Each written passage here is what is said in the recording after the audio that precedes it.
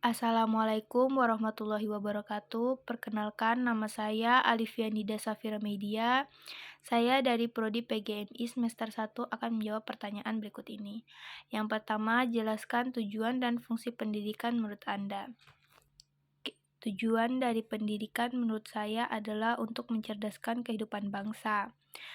Fungsi dari pendidikan untuk untuk membentuk karakter, mencakup pengajaran etika, moral, dan tanggung jawab.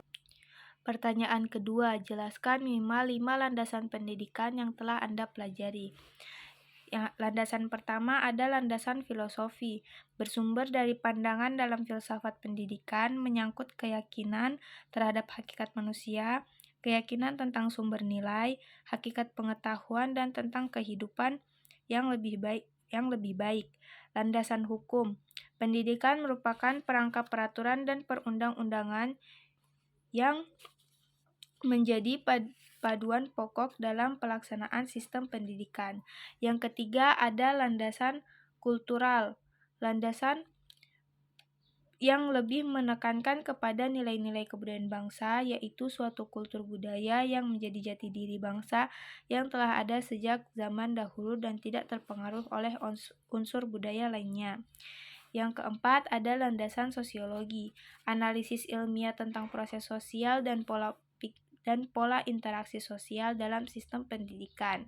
Yang terakhir ada landasan psikologi, yang membahas berbagai informasi tentang kehidupan manusia dan pada umumnya serta gejala berkaitan dengan aspek pribadi manusia. Pertanyaan nomor 3, berikan penjelasan tentang 3 asas berikut. Asas Tutwuri Handayani merupakan inti dari sistem Among perguruan. Asas yang dikumandangkan oleh Ki Hajar Dewantara ini kemudian dikembangkan oleh Dr. Andes RMP Sostro Kartono dengan menambahkan 2 semboyan lagi, yaitu Ingarso Sungtolodo dan Ingmadio Mangunkurso, yang artinya jika di depan memberikan contoh, jika di tengah-tengah memberikan dukungan dan semangat.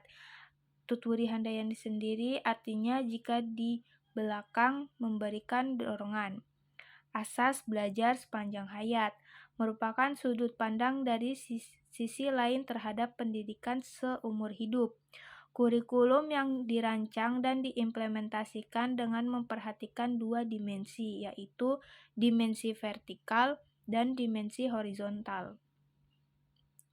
Dimensi vertikal dari kurikulum sekolah meliputi keterkaitan dan kesinambungan antar tingkat persekolahan dan keterkaitan dengan kehidupan peserta didik di masa depan. Dimensi horizontal dari kurikulum sekolah yaitu keterkaitan antara pengalaman belajar di sekolah dengan pengalaman di luar sekolah. Asas kemandirian dalam belajar. Dalam kegiatan belajar mengajar, sedini mungkin mengembangkan kemandirian dalam belajar. Itu dengan menghindari campur tangan guru, namun guru selalu siap untuk ulur tangan bila diperlukan. Perwujudan asas kemandirian dalam belajar akan menempatkan guru dalam peran utama sebagai fasilitator dan multivator, salah satu pendekatan yang memberikan peluang dalam melatih kemandirian belajar peserta didik dalam sistem CBSA, cara belajar siswa aktif.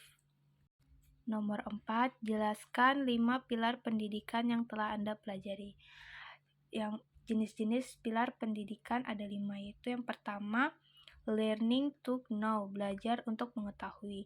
Suatu proses pembelajaran yang memungkinkan peserta didik untuk mencoba menghayati dan akhirnya dapat menerapkan cara mendapat pengetahuan.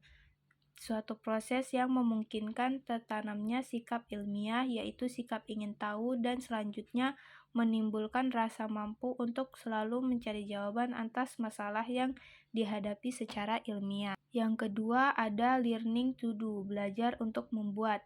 Belajar dimaknai sebagai untuk membuat peserta didik, bukan hanya untuk mengetahui, mendengar, dan melihat dengan tujuan akumulasi pengetahuan, tetapi lebih kepada dapat melakukan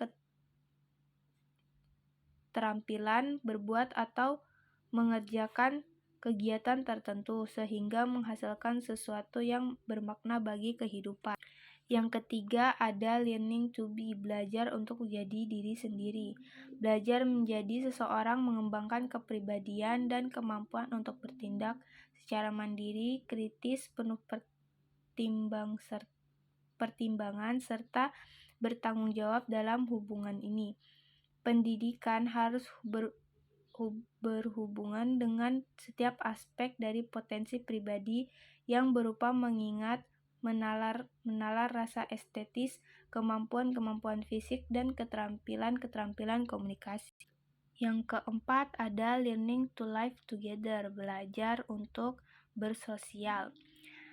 Pada dasarnya adalah mengajarkan, melatih, dan membimbing peserta didik agar mereka dapat menciptakan hubungan melalui komunikasi yang baik, menjauhi prasangka-prasangka buruk terhadap orang lain, serta menjauhi dan menghindari terjadinya perselisihan dan konflik. Yang kelima ada learning to believe in God, belajar untuk mempercayai Tuhan Yang Maha Esa. Belajar untuk beriman kepada Tuhan Yang Maha Esa berdasarkan dengan teologi bahwa faktanya Tuhan menciptakan manusia lengkap dengan berbagai potensi yang diberikan kepadanya, termasuk potensi kemauan dan kehendak diri serta kemampuan memilih dan berupaya untuk mandiri. Yang kelima, jelaskan terkait penyelenggaraan sistem pendidikan di Indonesia. Yang pertama ada struktur pendidikan. Sistem pendidikan di Indonesia terdiri dari beberapa tingkat seperti PAUD, pendidikan SD dan SMP, pendidikan menengah atas, SMA, pendidikan menengah kejuruan, SMK, dan pendidikan perguruan tinggi. Yang kedua ada kurikulum. Pemerintah Indonesia menetapkan kurikulum nasional yang mengatur materi pelajaran yang harus diajarkan di sekolah. Yang ketiga ada lembaga pendidikan.